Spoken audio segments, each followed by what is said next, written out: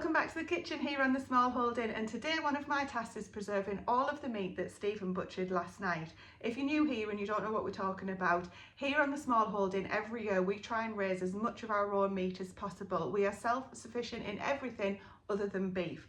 And the reason for that is we simply don't have the space to raise beef here on the Smallholding at the moment, but hopefully one day. So today I thought I'd show you some of the ways that we're going to be preserving the lamb for the next few months ahead. There's generally only 2 of us eat lamb here on the Smallholding, so I'm going to be doing it with that in mind. Now, we don't actually have that much freezer space available. If you've seen some of our previous videos, you might know that they are absolutely chock-a-block at this time of the year with all of the harvest coming in, etc. And we don't want to invest in another freezer and then be more reliant on electricity, etc. moving forward. So I do have limited space to be able to put some of the lamb in the freezer that we've already got the joints for, and I'll show you what they are today and what we're going to be putting in the freezer. But another method of preserving that we use here on the Smallholding is pressure canning. Now, if you're interested in pressure canning or you're wondering what that's all about, I do have a series coming up. It was due to be released in November, but life happened. It's just been postponed for a little while. But today I'm still going to be running through some ways that we're doing that. However, detailed tutorials will be coming up. That's not what this video is all about.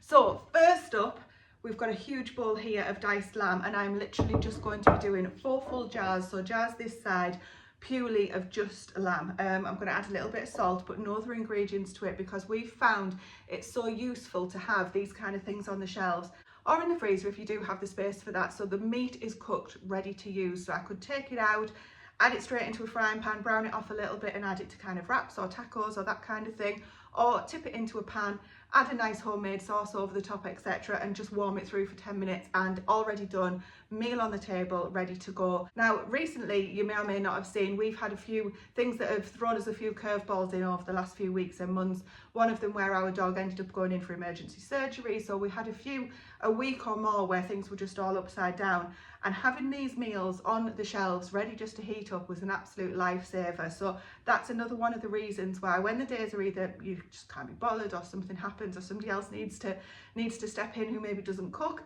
having these meals there ready to go just to heat through is perfect. So first up, I'm going to do these 4 jars so that I can get them into the gadget that does the pressure canning, because that process takes a little while. The next thing that we're going to be getting on with is getting some stock on the go too, because that's another thing that's going to take a long time. That's going to be 24 to 48 hours. So I'm going to get those 2 things going and show you the process that I use for both of them.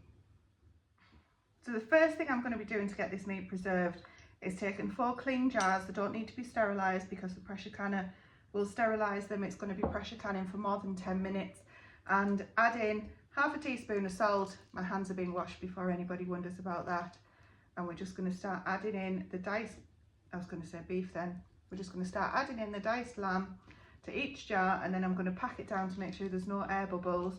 I'm not going to be adding any hot liquid to this. You can add hot liquid if you want, but this will produce its own liquid. We shall see once it's been done if that was a good idea or not. Now, the gadget that I've got, which, as I say, I do have a series coming up all about this, which I know some people are interested in and some people aren't, so that's why I'm not going to do this video as just a kind of a tutorial on how to use that. But the gadget that I've got is called the Instant Pot Pro Plus, and it only takes 4 of these 500ml jars at a time, which is why I'm just doing 4. But having 4 of these on the shelf is really beneficial to us. It'll certainly do 2 of us, and as I say, there's probably only 2 of us here on the Smallholding that actually eat lamb, so I'm hoping that this will last us until the next harvest come in next year. Now, you might see that this has actually gone down a little bit. That's because I've just used a little gadget to get as much of the air out as I possibly can. You could add hot broth into this if you wanted to, but I'm just going to literally do the easiest method now. I'm going to clean these rims, I'm going to get the lids on, and I'm going to get those in the canner, and I'll show you those at the end, and we'll get on to the next thing.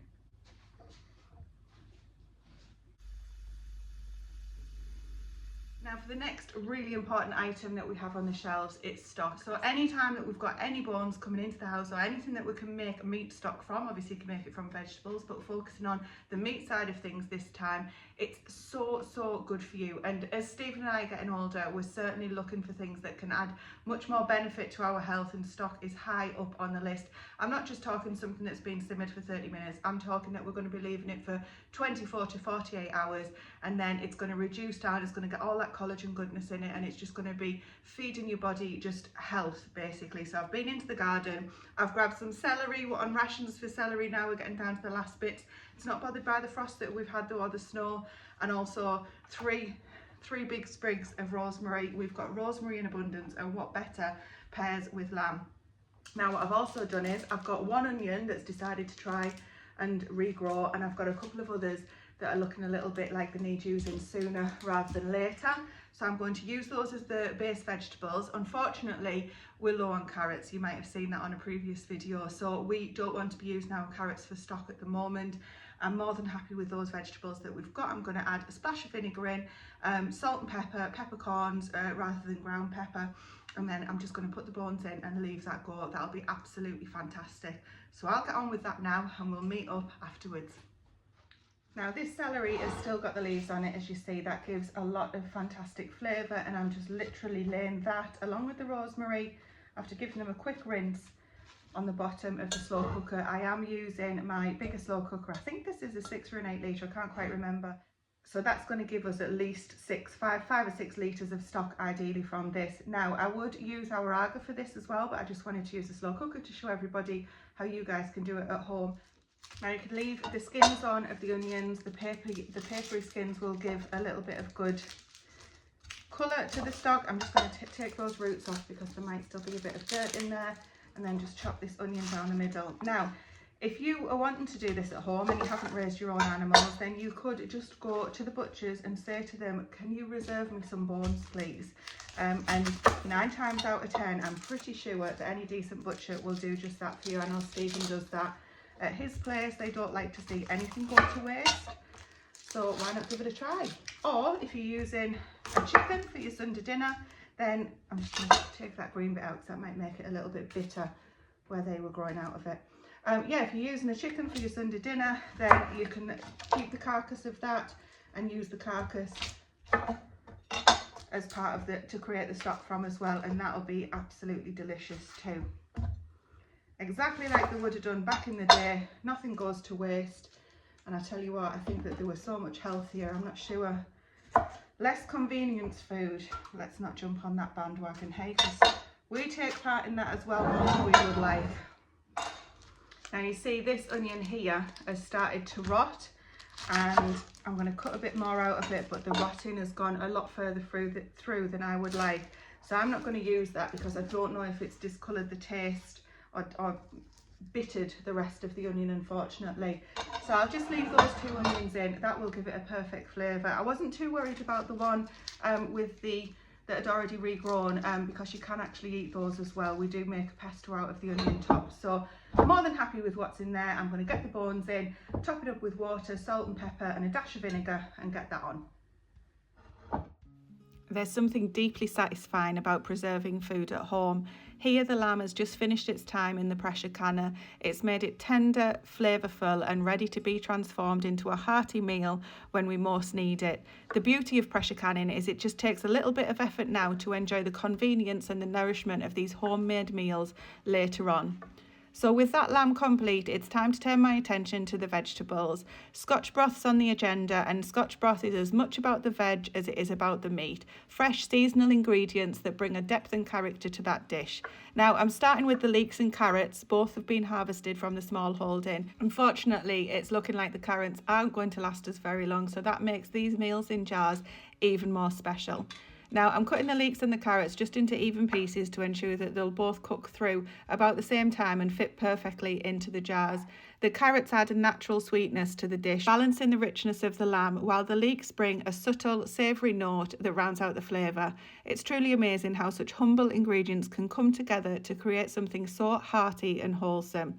Now once everything is prepared, the ingredients are simply laid into the jars. I started off by putting in the pearl barley at the bottom the first time, and only half a tablespoon. Then I added the meat and the rest of the vegetables. Now on my second round, I put the meat in first first, and I then put a full tablespoon of pearl barley and then the vegetables and the stock after that. And that second way of doing it, which isn't shown here, so I put the meat in first and then the pearl barley, that worked better. Only half a tablespoon of pearl barley wasn't enough in the jars to make it feel like quite a wholesome meal. Adding that extra bit of pearl barley just made it much more of a meal in a jar, with each jar being a meal in itself. And again, the process might seem a little bit detailed, but there's a rhythm to it that I find incredibly rewarding. Not to mention, I think that personally that seeing those jars on the pantry shelf is one of the prettiest things that any small holding can have. Now, one thing that I wanted to mention that I forgot, I peeled the carrots, which I don't always do, especially when they're from our homegrown ones, but I was using those vegetable peelings as part of the stock making process, just so that we didn't have anything to go to waste. And that also gave me some homemade stock that I was able to use to make the scotch broth as well. So we were making the most of absolutely everything. And the beauty of being able to put these in the pressure canner is that you can just set it away and completely forget about it until it's ready, so that you can get on with the next job while it's doing its thing. Now, the other way that we are preserving the lamb is freezing, which I mentioned we're short on freezer space, so we are being very selective about the cuts that we're putting into the freezer. And each one of those packages will be turned into a fantastic meal for us here on the Small Holding. So we're absolutely thrilled with the amount of lamb that we've got. It's not as much as we've had previously, but we will make it work. So thank you very much for sticking with us for this latest video to see how we've been preserving the lamb that's going to take us into 2025.